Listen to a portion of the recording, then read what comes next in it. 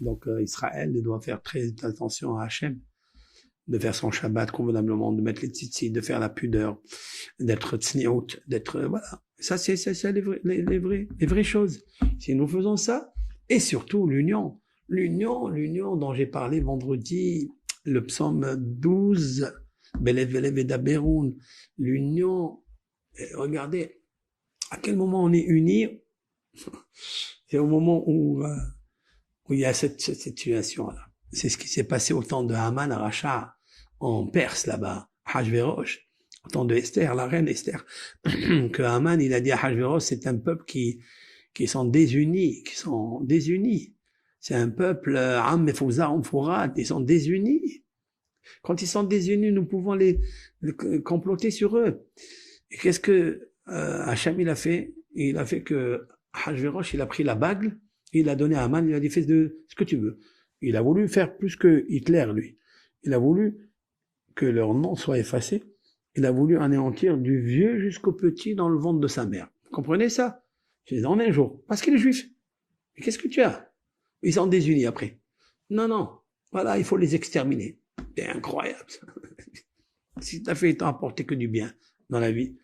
Maintenant, et qu'est-ce que nos sages disent? Gdola hasarat atabaat mikol arba'im u'shmona nevi'im. Je vais vous traduire ça parce que c'était puissant, ça. Nos sages disent que elle était importante. Le fait de retirer à Hachvérosh sa bague et la donner entre la bague dans les doigts de Haman, ça a fait ce geste-là, c'est-à-dire ça a consolidé l'union du peuple Israël dans les 127 provinces. Et juste d'avoir enlevé la bague et de lui donner et le livrer à Haman pour les tuer, eh bien, ça les a rapprochés à Dieu et ça les a fait unir plus que tous les prophéties et les réprimandes que les 48 prophètes ont fait à Israël. 48 prophètes ont essayé de génération en génération de ramener le peuple à l'union. Ils n'ont pas réussi. Juste une petite bague qu'on enlève la main, il lui donne dans les mains de Haman, le tueur, celui qui est né sur la planète Mars. Eh bien, il veut verser du sang comme ça, parce qu'il est juif. Eh bien, ça a fait, c'est ce qui se passe aujourd'hui. C'est que ce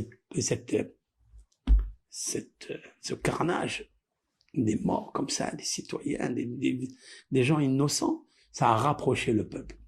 C'est pas la guerre. S'il y avait une guerre directe, ça aurait laissé encore la dispute.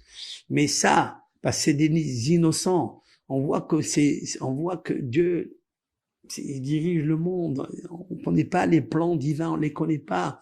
Nous devons juste nous organiser à nous ordonner et à aimer nos semblables et à s'aimer dans le peuple d'Israël pour rayonner la lumière de Dieu dans le monde. Amen.